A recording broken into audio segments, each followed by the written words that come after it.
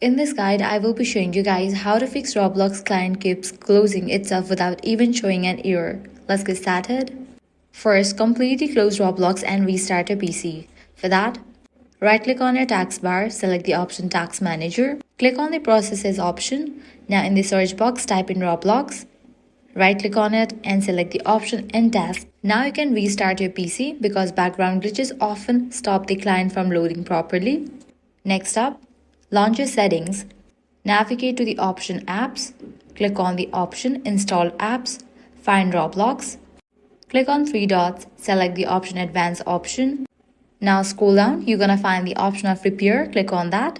If that does not help, use Reset to refresh the installation. After that, update your drivers. Search for Device Manager.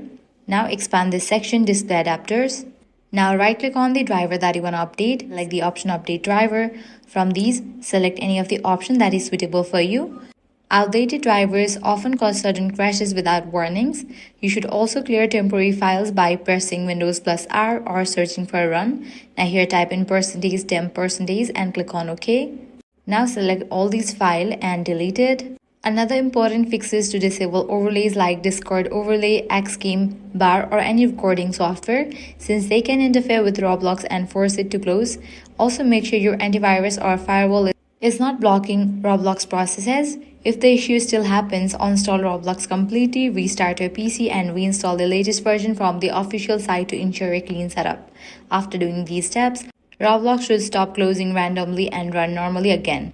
If this guide was helpful, do not forget to like, share and subscribe.